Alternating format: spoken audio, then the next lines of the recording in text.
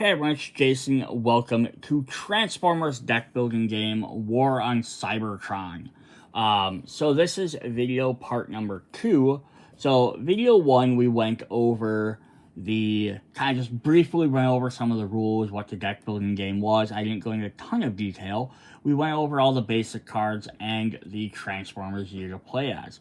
So now we're going to go ahead and hop into all the main deck cards and the modes. This video will be a little bit longer than the last one, but I decided just to break it up in that route. And then we do have some new card types that we're going to have to go over, and we will hit them when we get to them. So we're going to go ahead and jump into our Autobots. So we have Rewind. Some of the Autobots, or any robots, will have a special team, so sometimes they're referenced on various other cards. Might not even be in this set, might be a previous set, might be a future expansion. So kind of neat because it just gives everyone a little bit more thing. There's lots of little groups.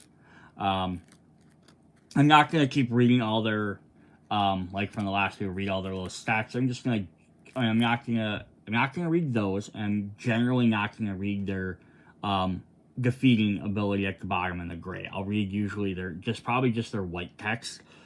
Card will be up long enough if you want to read the rest of it. So we have Rewind, who has the block, and then peek at the top card of any deck. Being able to peek at any deck is super powerful. Look at the main deck, see what's coming up next. Look at the missions deck in this game.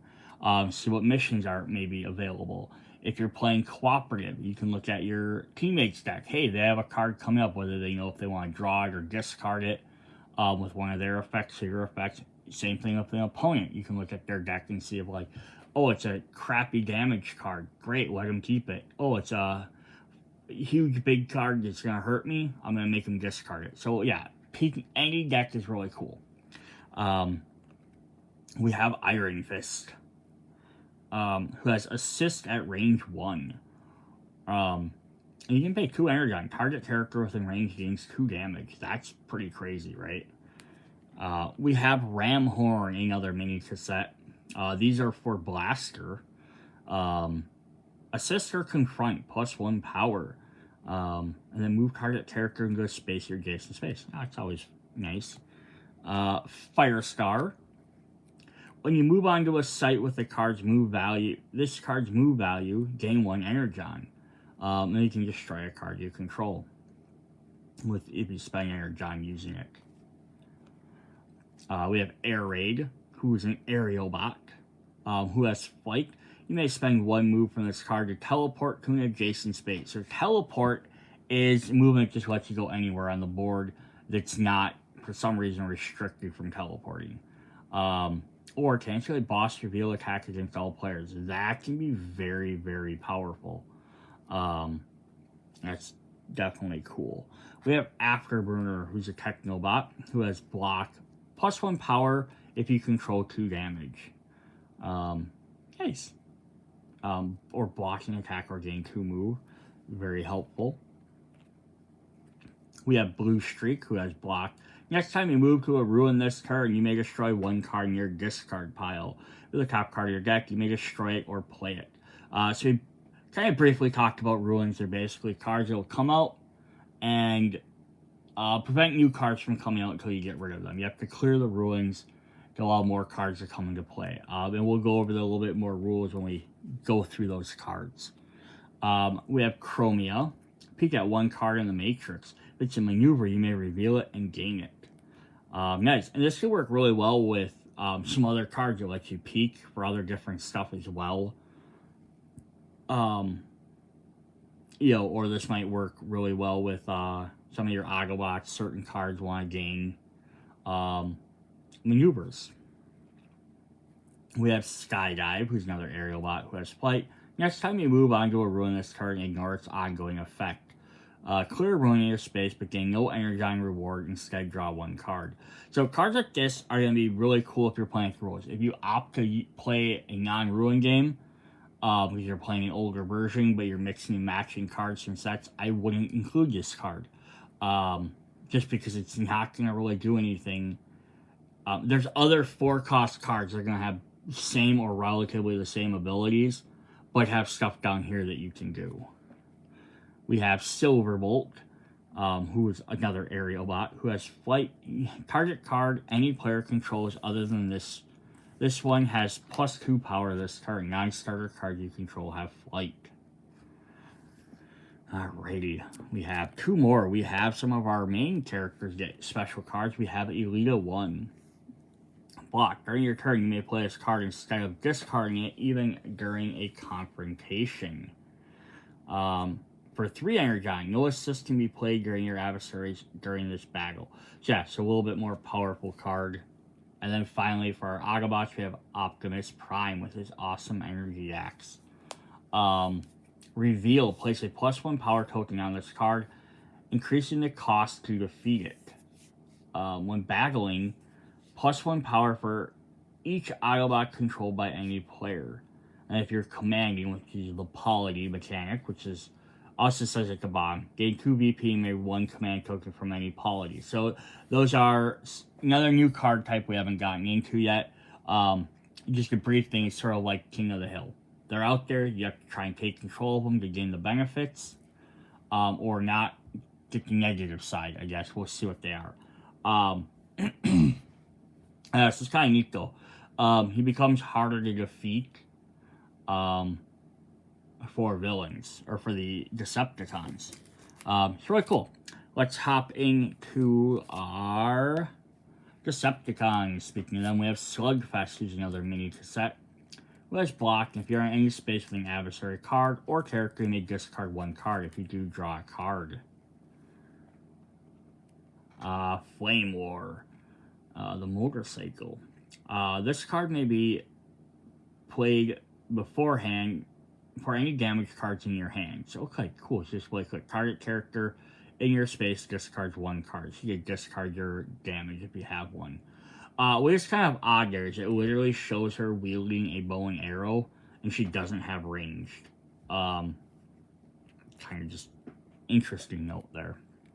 We have Cutthroat, who's one of the Terrorcons, who has flight, and you may flip 1 card within range face up. So right now it says 1 range. If you have something that gives it +1 range or +2 range, like at the bottom here, pay 1 target card has +1 range. So you could spend an energon, give him +1 range. Now he has 2. Now you can flip a card that's 2 spaces away. So pretty cool kind of self ability. Breakdown, who's a Stunticon. Which is weird that the Decepticons are the Stunticons. It just sounds like a positive thing. Like Terracon, Predacons, you know, right? They sound, ooh, those are mean. And Stunticon sounds like, yeah, these are fun characters. You know, but maybe it's more like they're the risky characters. So we have block. You may place a -1 move token on target characters in range, reducing their inherent move. The token remains until the end of their next turn. Ramjet, who has flight. The next time you move onto a space with an adversary character this turn, they gain 2 damage and you gain 1 damage. So he crashes into them, literally giving him the name Ramjet. Nice. Dragstrip, another Stunticon. If you are in a ruin, you may destroy 1 card you control. Put 1 card from your discard pile into your hand. Nice. So that's actually a good combination as well, because you use your Energon ability to pull a card from your discard pile, let's say a starter or a damage card, and then you can use your first ability to destroy it. Very cool. There's Slipstream, who has flight. Peek at 1 card in the Matrix. If it has range +2, you may reveal it and gain it. So we had the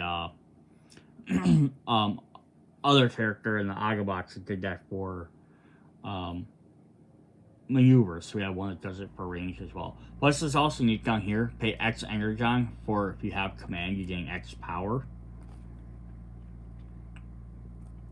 Sunstorm, who has flight. Target character in space gains 1 damage or 1 Energon. You can pay X to give target player X Energon. So it's pretty cool as well. I imagine there's probably at least one scenario where there's something that's on the table that hurts a character for having Energon, and you could really brutalize another player by being like, Oh, you think you were safe because you were down to 2 energon. Here, let me pay 6 energon, give you 6 more. And also now they take a bunch of extra penalties for that. Because you could give it to an opponent player. Be kind of interesting. I have to look more into that one. Rip Snapper, another Terrorcon. Block gain 1 energon, +1 power when buying or battling cards with printed costs of 4 or less. Takes out the weaker prey, makes sense. We have Barricade. Block, draw 1 card. Next time you flip an Autobot adversary that is space up this turn, all characters in that space ignore the ambush. Nice. Motormaster, who's another Stunticon. There are +3 ruins in the Matrix. This card has +2 power when battling. Destroy 1 robot in your space and replace it with a ruin. And then finally we have Megatron. I wish they'd showed him with his energy mace to kind of match the Optimus. So very similar ability. They'll place a +1 power token on this card, increasing its cost to defeat it. Next time you take command of a polity this turn, gain 1 VP or draw 1 card. Pay 3, take command of a polity in your space. It is not under command. Very interesting. Alright, so I think what we want to do is I'm going to jump. Normally I go through like the regular other main deck cards you can buy, like maneuvers, technology. I'm going to jump to the sites and the polities just so we can get them out of the way because they keep being referenced so we can see what they do. So we have our normal sites. So these are just cards as you're running around the Matrix. You'll flip up and they provide a non-purchasable card that'll take up a spot. So the Rusty is ongoing. When on or adjacent to the space during any player's turn, technology cards you have control of 0 power. The first time you move onto a space during this turn, destroy 1 non-damaged card you control or 1 damaged card in your discard pile. Yeah, so you can jump in there to get rid of some of your cards, but it also make your technology useless. We have this smelting pool. You may buy 1 card from the destroyed pile. Pay 2 power, destroy 1 card in your vault or your discard pile. If you destroy a card from your vault, gain 1 VP and 3 energon. So sacrificing a really rare card. The mining outpost. Reveal, put 12 energon from the general supply on this. Pay X, move, gain X energon when on this site. When empty, destroy this site. McAdams, Old Oil House. Pay 2 power to gain 2 energon. Pay 2 energon to draw a card. Pay 2 move to get 1 non-damaged card you control to target player. They must place it on top of their deck unless it's a mission. This is interesting because you could technically force a Autobot character to have a Decepticon card in their deck, or vice versa. Kind of cool. I love when you play around with little things like that. We have Vector Sigma. Pay 3 energon or discard 1 relic. Gain 1 robot from the destroyed pile. If none, you may draw 2 cards instead. If you discard the key to Vector Sigma to pay for this effect, which is a relic, gain 1 VP. So that's a neat idea. Alright, so I only did the sites first because the polities are also sites, but they're sites with extra benefits. So we're going to look at the first one here is we have Callus. Now, they're going to have different numbers in the top. We have some 1s, we have some 2s, and we have some 3s. This is basically because when you are building the deck, you're going to stack these in there in certain orders so that you don't end up with all of them early on in the game. And you're only playing with some of each one. We're going to start off with some of these. So basically how these work, we're going to jump into the rulebook here for a sec. Polities are sites that you take command of in order to gain access to special benefits during the game, as well as VP at the end of the game. To command a polity, move on to that space, pay the indicated power, and place your faction's command tokens. We saw them in the previous video. Little Autobot or Decepticon tokens. So it's 1 on each side. Now it's under your faction's command until an adversary or other effect takes it away.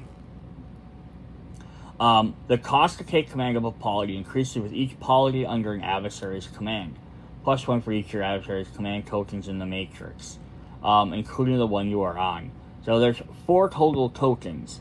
So if they're controlling 3 spots, now it's going to cost you 3 extra points to buy that. So basically, again, it's kind of like a King of the Hill type effect. They're controlling more things. It's going to be harder for you to take control. So it's important for you to take care of them. So benefits. Polities under your command have an ongoing or start of the turn effect. It benefits you when you are on that polity or in some cases adjacent to it. If it's a start of turn effect, you must be on that. So even if you take control of it, you can leave and go somewhere else. Just you don't always gain the benefit thing.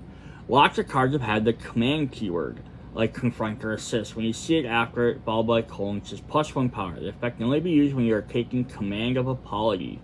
You do not use that power bonus for other actions such as to buy or battle cards. So just when you're trying to take command. You cannot choose to destroy or flip based on a polity with the command token on it. This is most likely to be relevant when a boss is revealed from the main deck. And face up with a matrix must be destroyed. Yeah, so that's basically how that works. So if we look at our first one here, you have ongoing. If this polity is under your faction's command, gain 1 energon when you first move onto the space this turn.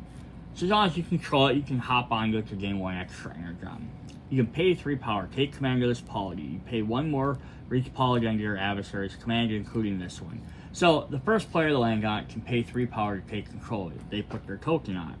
If the other team wants to take control of it instead, they now have to pay 4, unless they have other polities. So it's kind of a neat little mechanic. I could definitely see this being a take or leave thing. It's neat, it adds an extra little thing in there, but I can also see it like, you're like, it's too much because like I'm already trying to do all this other stuff, and now I also have to keep running back to these specific spots. So it could be either way. We have Praxis. I start with this polity is under your command, draw 1 card. Pay 3, take control. I can't keep reading all those. And then we have Polyhex. So we have 3 of each of the starter ones. Start a turn if this polity is under your faction's command. Return 1 damage control to the stack. So basically you heal yourself. Our level 2 ones are Tarn.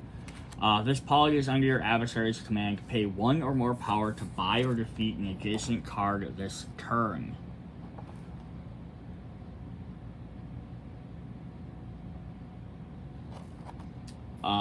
Pay 5 power to take command. So level 2s cost a little bit more, of course. Then we have Voss.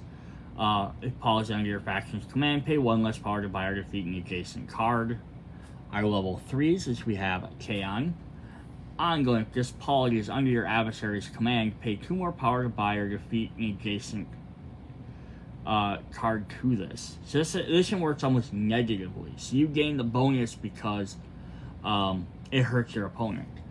And these ones cost 7. And we have Iacon. If this polity is under your faction's command, you pay 2 less power to buy or defeat an adjacent card. So the other quick thing I do want to point out about this is how they get shuffled into the deck. So we have, during the creating of the main deck, shuffle one random level 1 polity from those you set aside earlier into the top 12 cards of the main deck. And then when you are adding boss and polity cards, shuffle 2 random boss cards, 1 for each faction and 1 random polity for each level into each of the 3 stacks. So the level 1 boss and polity are shuffled into stack 1, level 2 into stack 2, and level 3 into stack 3. So when you're doing this,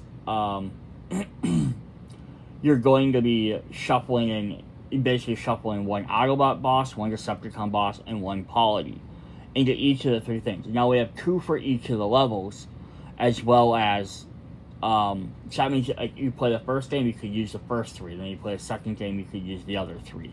So you're not going to be using all of them every single time, which is also a really neat thing, because that way you just get some other different ideas. Alright, let's hop into the rest of the main deck cards. There will be 2 copies of each of these maneuvers. So we have King of the Hill Hey, which we've been referencing constantly. I forgot this card was in here. Maneuver, you may attack. Move target character from your space to an adjacent space. So when you're doing that confront, you can play the top card of your deck, which could help you pay for it. The five-fold maneuver. Flight and block. If used during another player's turn, you may discard any other cards in your hand and draw back an equal amount. Deep cover. Block. Do not if in bot mode, convert to bot mode for free. If you're in alt mode, you may draw one mission you control. So there's some different options there. First strike. Command. If the polity of your space is not under any faction's command, +3 power. So basically, this is kind of cool. If it's the first polity, you basically get it for free with this card. Or you can spend 3 to move a command token from a polity on your space, which not only makes it easier for you to purchase because there's no token on there, but it also reduces all the rest of them. Alright, we have Sneak Attack. You may convert or teleport to any space. Very nice. Entrenched. Block, gain 1 energy. If you're on a ruin, gain 1 energy or return damage you control to the stacks. Overwhelming Force, +1 power for each robot and ally you control. And then finally, our last maneuver is Omega Formation. Flight. You may discard the next encounter card you draw this turn before resolving it. If you do, immediately draw and resolve one other card. Or play a second assist. Cool. Alright, we have 2 copies of each of the technology cards. The Anti-Personnel Mine. Flip a card in its adjacent space face up. If it's a non-boss or polity, destroy it, and each character in space gains 1 damage. Yeah, boom. Blows them up. We have Robo Smasher. Block, you may buy an adversary robot this turn. I like this idea of being able to purchase or gain the other player's cards into your deck, because it definitely changes up your strategy a lot. We have Cloaking Tech. Block, you may discard another card instead of this one if you do return it to your hand. Avoid ambushes this turn. Armor Plating, definitely a cool looking jazz there. Block, ignore all damage and ambush effects on ruins this turn. The Ionic Displacer Rifle. You may attack, choose one option. Target character with range destroys 1 card of their choice in their discard pile or gains 1 damage. If blocked, discard this card. So it's kind of neat. Helpful is you can shoot like another player's card and get rid of something out of it. Or damaging them, because you always destroy a good player's card, or you can give someone damage. Very interesting. We have Auxiliary Power, just gain 2 energon, straight up. Nothing wrong with that. We have Gideon's Glue. This card may be used to battle. Its power has the range of the target card you control with flight. And then finally we have the Electro Scrambler. It's Blaster again. You may attack, choose an option. Target character within range discards 1 card of their choice or gains 2 damage. If you choose 2 damage, discard this card. Alright, then we have some allies. We only have 1 copy of each of these.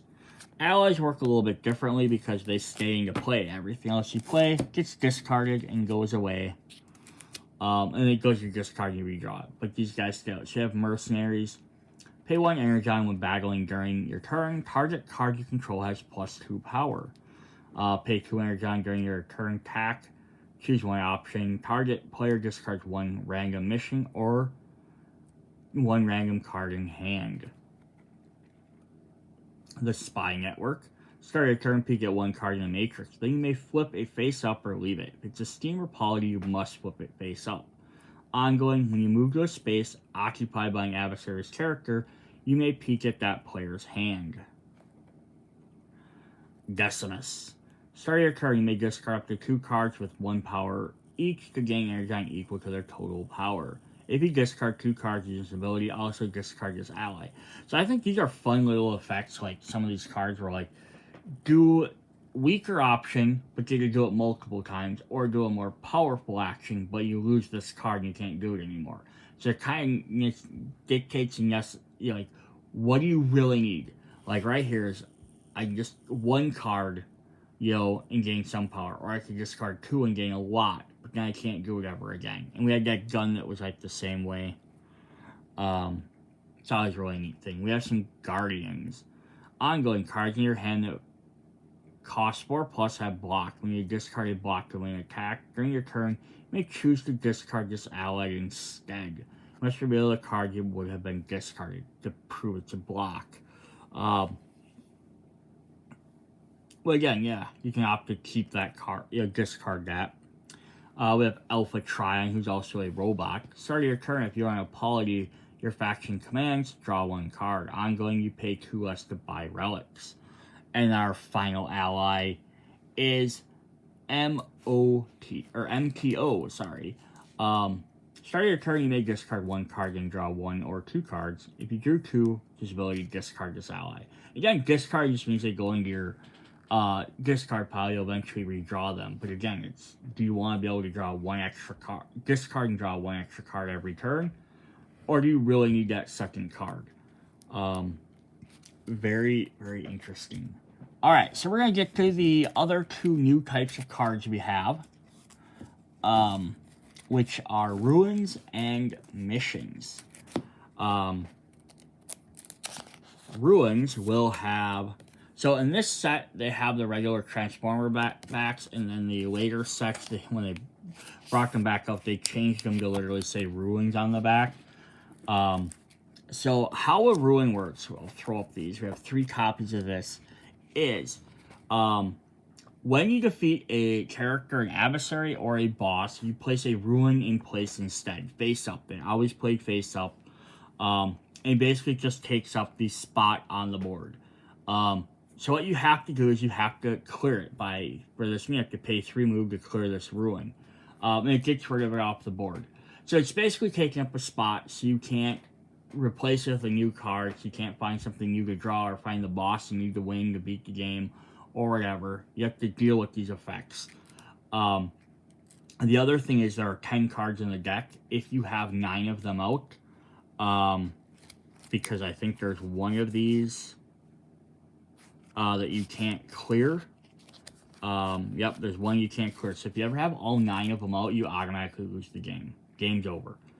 So it's also a thing you kind of have to deal with. But that's why I almost feel like they should just put them in every game. Let's say there's another set out that also has the Combiner set. It also has these cards as well, which I think are a little bit different. I haven't directly compared them yet, so I'm not for sure. But yeah, you could, if you get more Ruin decks, you could then mix and match. Kind of, instead of having 3 copies of this, you could have, you know, 1 different card for each. But it gives you something else to do in the game, which I don't think is overwhelming. Like, it makes you deal with some of the stuff. I personally probably include it after you've played a few games. I'd probably include it in every game. I maybe not throw this out like a brand new player. So, alright, let's go through. So we have 3 copies. On reveal, character in space must move to an adjacent space, so it kicks them off right away. Ongoing, pay 1 move to move onto the space you cannot teleport. So it just costs a little bit more to get there and then destroy it. We have 3 copies of Hazardous Wreckage. On reveal, move to another space. Ongoing, when you move to this space during any player's turn, gain 1 damage. Then pay 3 to clear. And there's always a bonus for clearing them as well. We have 2 copies of Hidden Dangers. On reveal, character in space must move to an adjacent space. Ongoing, when you move to the space during any player's turn, resolve an ambush. Pay 4 to clear this Ruin. The Impassable Rubble. On reveal, move to an adjacent space. Ongoing, you may only move to a space with a flight or teleport. If you do, gain 1 damage. Pay 5 to clear it. And then the last one is the Toxic War Zone. On reveal, character in space must move to adjacent space and gain 1 damage. Ongoing, characters cannot move or be moved by any effects onto the space during any player's turn. This Ruin is not clearable by any effect. So this basically hurts everybody, and then you have to go around it, work around it, walk around it, can't go through it. The other ones you can go through, might just have to spend the extra movement point or whatever. But yeah, it makes the game a little bit more tricky. So yeah, so those are really fun to do. Alright, then the other new card type we have are missions. So here's what a mission card is going to look like on the front. I notice I have different colored card sleeves for this. It's because they're a separate deck of cards. We'll look at the back in a sec. So missions are many objectives you can achieve throughout the game in order to earn additional VP. However, each incomplete mission you control or in your mission deck will cost you 1 VP at the end of the game. So knowing when to hold on to a mission, hope to completing it, or when to discard it to cut your losses is critical. There are 20 unique missions with varying levels of difficulty. Missions you control remain face down your play area until you complete or discard them, but you may peek at them at any time. Missions you control can only be completed by you unless it's a team objective. And you fulfill the objective of a mission you control, you can reveal your mission and place it in your vault. At the end of your turn, when you're discarding your hand, you may discard one mission you control. Then if you control 1 or 0 missions, draw 1 card from your team stack. If you control 2 or more missions, however, you can't draw a new one at the time. There are some effects that may allow you to gain more missions outside of the 2. Otherwise, typically, you can only have 2 at a time. Missions you discard not counted against you at the end of the game, but you can no longer score on them. Each mission left in your team's draw deck or you control costs you 1 VP. Each completed mission gains you 2. So basically, it's a giant stack of cards that your characters are going to have that while you're playing through the game, you're going to try and complete these to gain extra bonuses or discard them. I'm not going to. But once you discard them, you can no longer gain that ability anymore. So, or even try it anymore. So you have shuffle 20 mission cards to create 2 stacks of 5 for 1v1 or 7 for 2v2. And then placing next to the matrix, just sparring up apart, there's room for a shared discard pile. One is for Autobots, one is for Decepticons. Remove the rest from play with them. So you're going to play 5 to 7 of the 20 cards. Or like, well, 10 or 14, I guess, technically. And then it says there, you draw 2 missions from your faction stack, place them face down your player area. So like they're showing your player area, your starting deck, your character, and your 2 missions. And then there's your mission pile right there. So yeah, it's definitely kind of cool on how that all works. So up here at the top, they're going to show, it says TVT, which is team versus team, and then there are some that have other co-op or solo. So there's a back of a mission card, just to show that it's different so it doesn't get mixed in with the rest of the cards, which is why I gave them a separate sleeve, because they never get mixed into your deck. Here we have set a trap, objective. Trigger an ambush through any means against an adversary character during your turn. So instead, it's going to be a little bit trickier to do, right? You have to push a character onto an adversary, or throw an adversary at them or something. And then, so just what it does, and then basically the end of the game and the vault are pretty much the same for everything. We have secure the artifact, buy or gain the last face-up relic in the matrix. Operation Devastation, cause through any means an adversary to gain +1 damage during your turn. Assist and defend. Play defensive assist during a boss confrontation. If the boss is not defeated, the mission is complete. Yeah, so help out, but don't defeat the boss. Very interesting, right? Fall back and regroup. End your turn on polity under your faction's command is occupied by every character in your team, so everyone gains together. So this also works for... Alright, up next we have the War Room. In a space occupied by every character on your team, play 1 maneuver at a cost of 3+.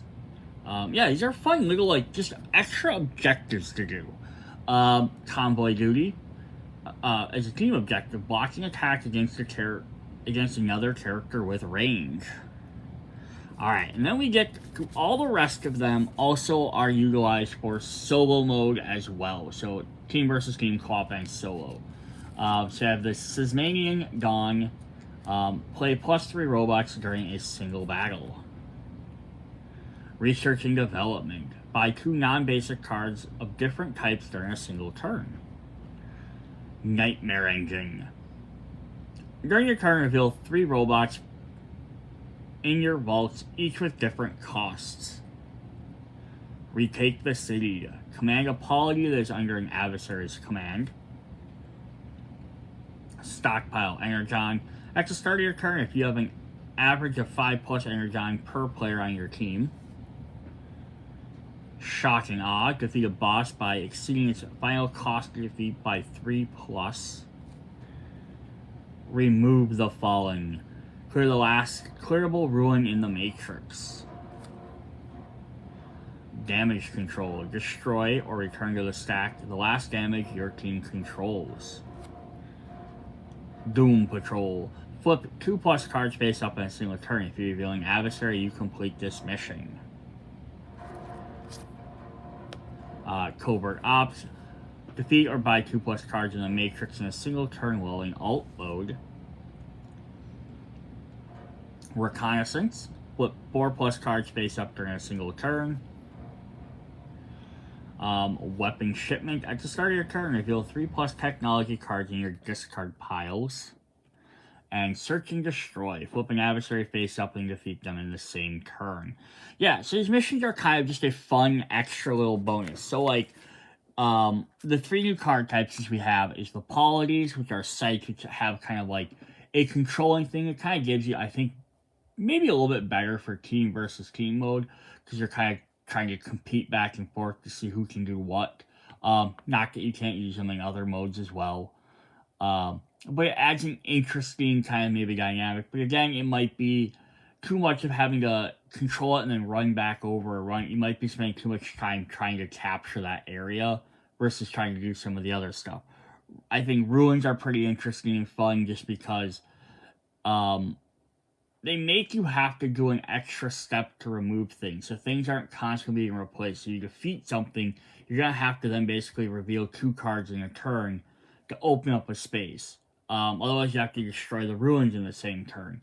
And it makes for kind of also like a thematic thing. Like, you destroy a big giant robot, now they're taking up a space until you can get rid of them.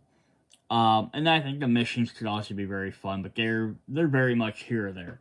If you find the game getting pretty, I don't even want to say stale, but like, you've gotten the flow of it. Like, you've gotten down the hang of, I can do this, but you want to add something. This gives you like some extra little things to work towards, right? Oh, I have, like, because it's not paying costs generally. It's, oh, do I think I can afford to do this? Can I afford to do that? And it just gives you them extra little challenges that maybe you might be able to, like, hey, I'm not buying or defeat as many bosses, but maybe I can complete some missions to do some other stuff to gain extra points. Yeah, if it was just like spend 3 cards or not discard, but like commit or get rid of cards from your deck to pay for these, that would be a different thing. It's weakening your deck. These are just 100%, are typically just extra things to do. Hey, if you can do it, great, you did it. If you don't think you're going to be able to achieve it, discard it, look for a new one. So pretty cool. Alright, so then we got the last bunch of cards for the game. We have our schemes, our cooperative schemes. We have the Rise. Reveal all players, destroy all missions in your vault, then just draw 1 mission if available. So this is kind of fun because, right, we just talked about missions, and this basically just resets you. Ongoing, bosses cost 1 more power to defeat for each mission you control, and to thwart, contribute X missions from your vault where X is the number of players. So early on, if this hit, you could probably get around dealing with it, right? You defeat some missions and then commit them. But if it's like later on and there's destroy, you might actually get to the point where you don't have enough missions left to do this. It's very interesting. So I always like these schemes and stuff like this. Is like, you play them with everything in here, okay. But if you want to start mixing and matching, you can take this out. Like, right, I have more cooperative schemes. I can just pop this out, whether I want to play with missions or not. We have Rustworms. Ongoing, when you move into a site or ruin, attack, destroy the top card of your deck. To thwart, contribute 3 blocked cards, 2 in solo. from your discard pile that were discarded to block an attack. Nice. So, interesting thing there. We have a Saboteur. Start your turn, discard 1 turn. To thwart, defeat the highest cost adversary robot in the matrix without any assist. Then contribute that card from your vault during the same turn. The Death of Cybertron. Reveal on the start of turn. Flip 1 face down card in the matrix face up. It's a non-adversary card with a cost 2 to destroy it and replace it with a ruin. To thwart, clear the last clearable ruin in the matrix or in 6+ ruins are in the matrix. Ooh, so that could be very time sensitive. The reactor coolant failure. Ongoing, you may move to a site, lose 2 energy and gain 1 damage. To thwart, contribute 3 technology cards with different costs. And then finally, we have Centurion droids.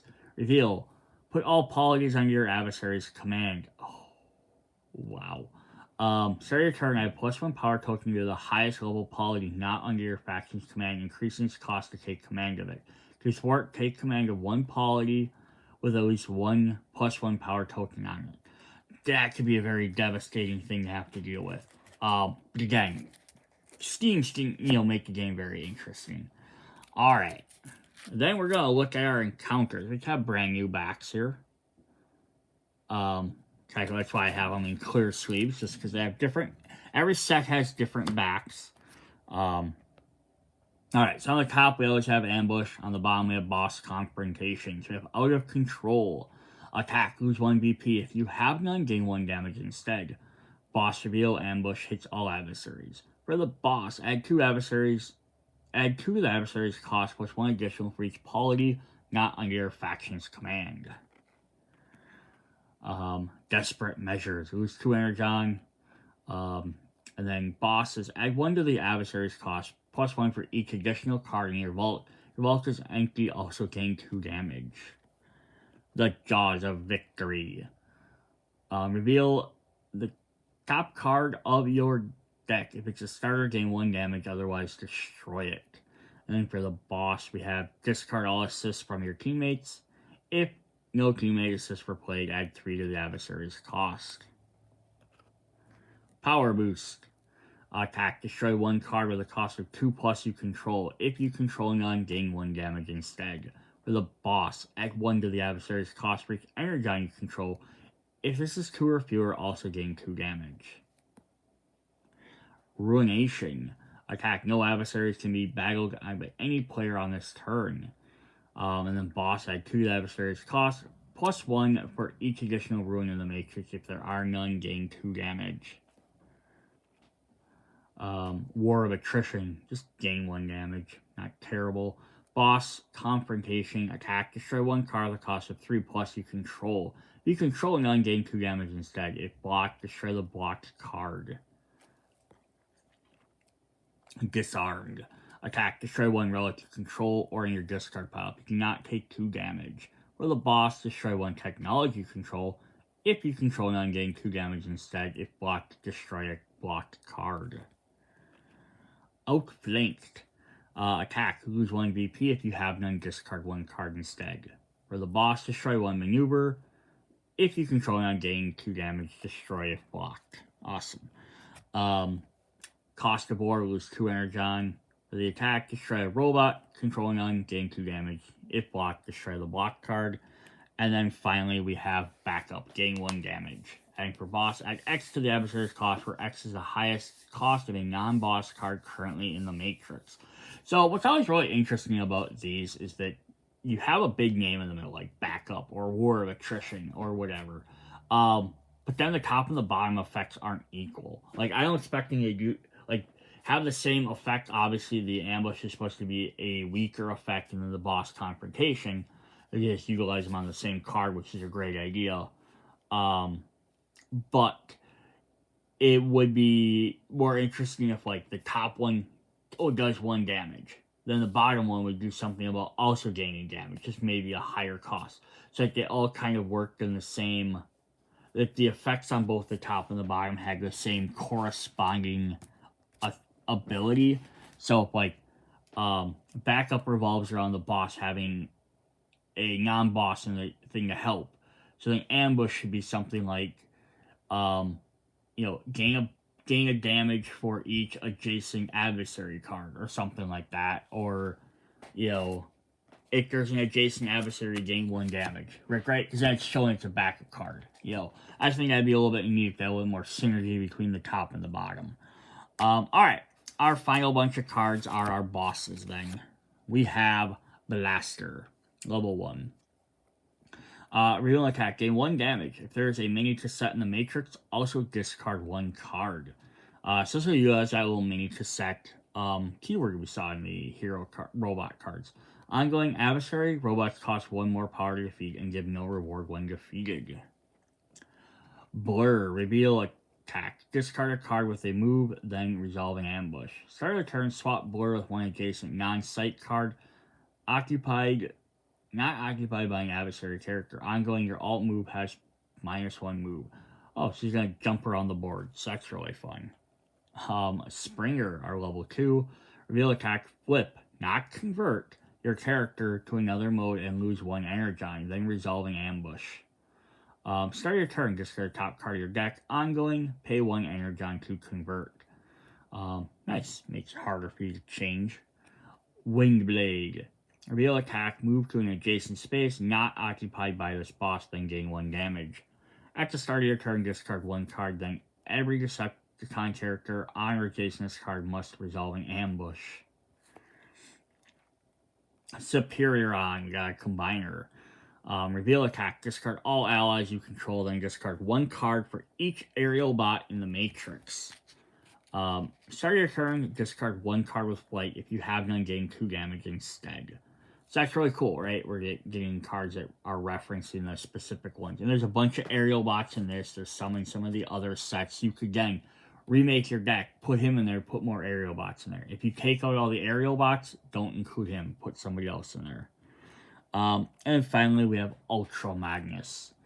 Reveal attack, gain 1 damage for every 2 adversary robots or bosses in the matrix, then resolving ambush. Ongoing, other adversaries cost 2 more power to defeat, and polities cost 1 more power to command. Awesome. Then our Decepticons. We'll drop these guys down. We'll start with Dirge. Reveal attack, gain 1 damage, and resolving ambush. Ongoing, you cannot destroy damage or return it to the stack. Thrust. Reveal damage, discard 1 non-damage card, then resolving ambush. Ongoing, you cannot block attacks, including reveal attacks on this boss. Level 2, we have Turmoil. Attack, reveal the top card of your deck. If it's a starter, gain your damage, otherwise discard it, then resolving ambush. Start your turn, gain 1 damage. If you're in a space, also resolving ambush. Octane. Reveal attack, discard 1 block. If you have none, gain 1 damage. This attack cannot be blocked. Start your turn, gain 1 damage. You cannot confront Octane if any other Autobots are in this space. Mensor, another combiner. Reveal attack, discard all allies you control, then gain 1 damage for each Stunticon in the Matrix. Start your turn. All adversaries or players discard 1 card or gain 1 damage. And then our final card is Shockwave. Reveal attack, discard your hand, and redraw equal number of cards -1, resolving ambush. Ongoing. When a space in the matrix becomes empty, lose 1 energon. If you have no energon, gain 1 damage instead. Cool. Alright, so that is our War of Cybertron set. A lot of new cool cards. We got new characters playing. Autobots, Decepticons. You have the Ruins, the Missions, the Polities. Just a bunch of other great stuff. So again, like, if you've been buying these, if you haven't bought this, great starter set to start with. You get a bunch of different options. Have the expansions to mix and match, get different things there. So the last thing we want to look at in this set is the bonus promo pack. So the promo packs, if you're not familiar with Renegade Studios, I say it's the end of all my videos, but they're basically free promos for pre-ordering. So if you're buying these games, you love them, pre-order the next set, you'll get a bonus set of cards. Otherwise, they'll eventually become available in their store for about $5 a piece. That price could change in the future depending on when you watch this video. So So yeah, it kind of offsets the cost because you buy them later. If you don't buy a bunch at the same time or something else, you're paying shipping on a $5 pack of cards, which is kind of ridiculous.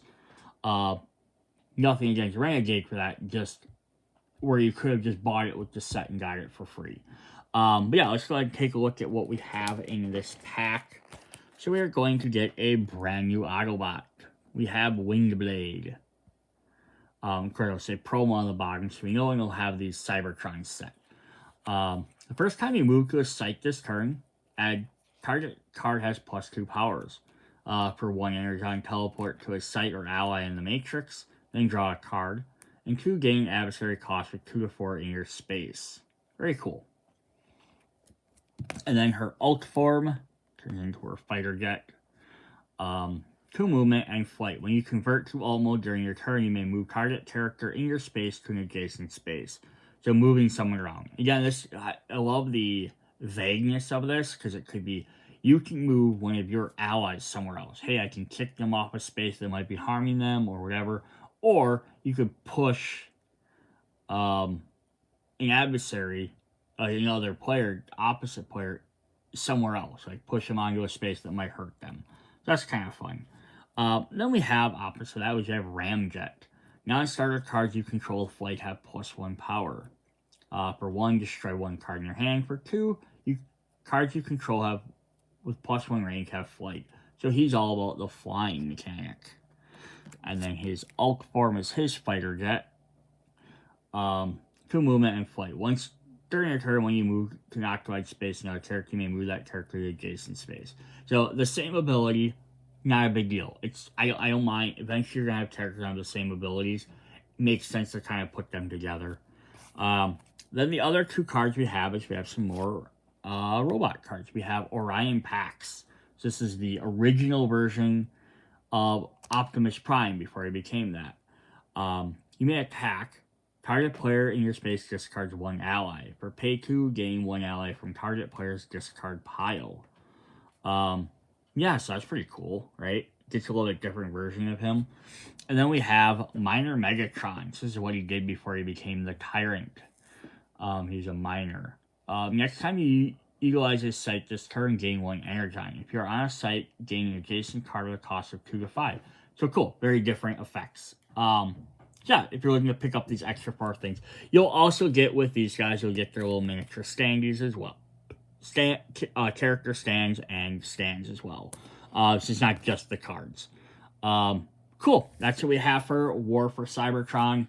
Hope you guys get a little bit longer videos. See you guys next time. Bye.